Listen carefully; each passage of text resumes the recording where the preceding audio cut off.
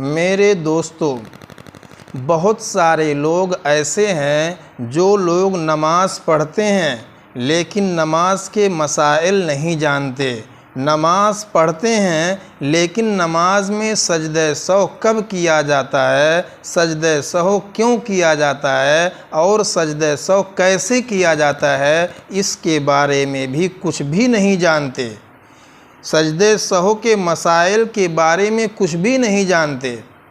एक मर्तबा का वाक़या है कि एक इमाम साहब रुख़्सत लेकर के अपने घर चले गए थे। वहाँ नमाज अदा करने के लिए, नमाज़ पढ़ाने के लिए कोई नहीं था। गांव वालों ने नमाज के वक्त में एक साहब को आगे बढ़ाया जो नमाज की पाबंदी करते थे, पाँचों वक्त नमाज को पाबंदी के साथ अदा करते थे। लोगों ने उन साहब को नमाज पढ़ाने के लिए मुसल्ले की तरफ बढ़ा दिया। उन साहब ने नमाज पढ़ाई और नमाज में उन्होंने सजदे सहव किया।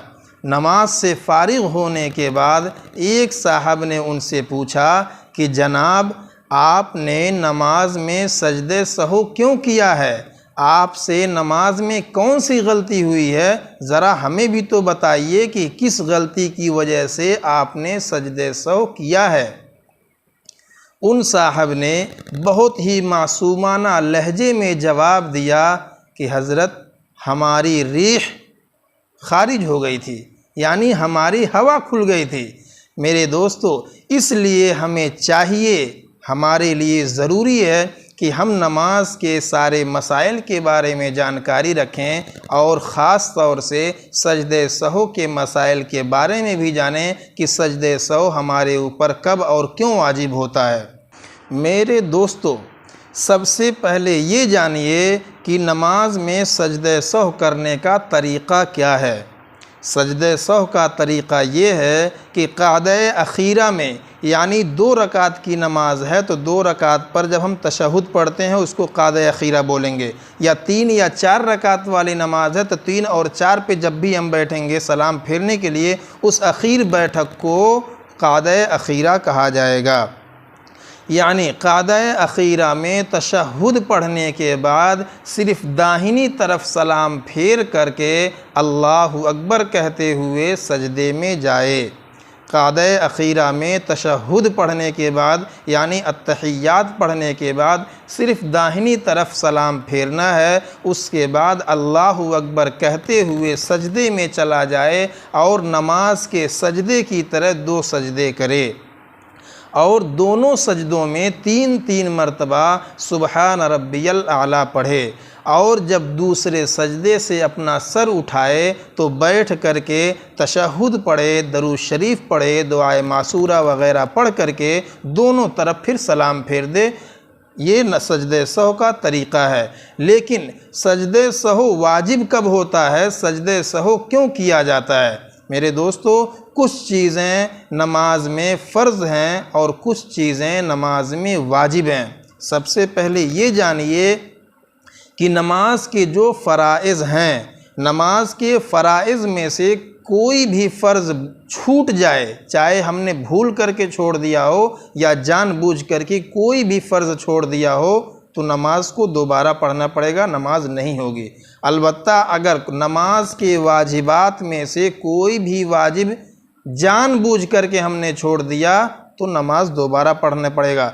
लेकिन अगर कोई वाजिब हमने भूले से छोड़ दिया, भूल करके हमने किसी वाजिब को छोड़ दिया, या कई वाजिब हमने भूल करके छोड़ दिया, भूले से हमसे छूट रहा, तो सजदे सहव वाजिब होगा। इसी तरीक़े से किसी वाजिब की अदायगी में ताख़ीर हो जाए, यानी देर हो जाए, जैसे हमको सूरह फ़ातिहा पहले पढ़ना था, सूरत बाद में मिलाना था, हमने सूरत को पहले पढ़ लिया, सूरह फ़ातिहा को बाद में पढ़ लिया, तब भी हमारे ऊपर सजदे सहव वाजिब होगा।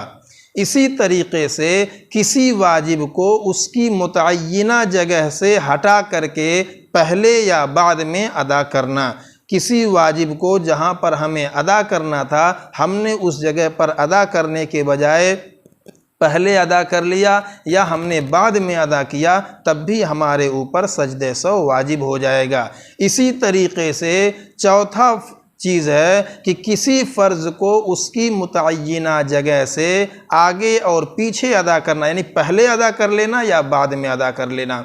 इसी तरीक़े से पांचवी चीज़ है जो सजदे सहू को वाजिब करती है कि किसी फ़र्ज़ को 2 बार अदा कर लेना। आदमी नमाज पढ़ रहा था, भूल करके 2-2 बार रुकू कर लिया, या भूल करके 2 सजदा के बजाय 3 सजदा कर लिया, सजदे सहू वाजिब हो गया। इसी तरीक़े से छठवीं चीज़ है कि किसी वाजिब को 2 बार अदा कर लेना। फ़र्ज़ को डबल कर देगा, 2 बार अदा करेगा, तब भी सजदे सहू वाजिब। किसी वाजिब को 2 बार अदा कर देगा, तब भी सजदे सहू वाजिब। या इसी तरीक़े से सातवीं चीज़ है किसी वाजिब में तब्दीली कर देना, किसी वाजिब में तब्दीली कर देना। मसलन जहरी नमाज पढ़ रहा था, जहरी नमाज में सिर्री क़िरात कर दिया। जहरी नमाज से मुराद मगरिब, इशा, फजर, जुमा, ईदैन वग़ैरह। मसलन इशा की नमाज में हमें बुलंद आवाज़ से क़िरात करना था, भूल करके वो आहिस्ता आवाज़ में क़िरात करने लगा।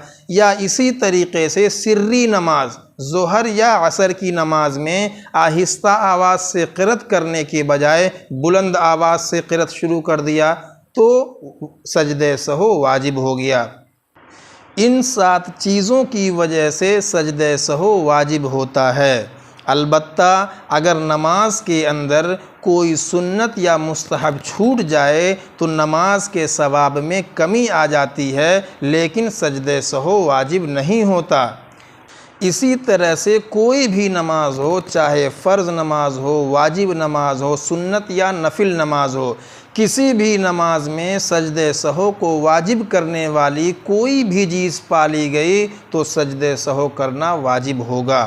या इसी तरीक़े से अगर कोई शख्स नमाज के दौरान किसी फ़िक्र में या किसी ख़याल में ऐसा खो गया कि उसके खोने की वजह से किसी फ़र्ज़ या वाजिब की अदायगी में एक रुकन के बक़द्र ताख़ीर हो गई, एक रुकन के बक़द्र ताख़ीर हो गई। एक रुकन से मुराद जिसमें 3 मरतबा सुबहान रब्बियल आला कहा जा सकता हो।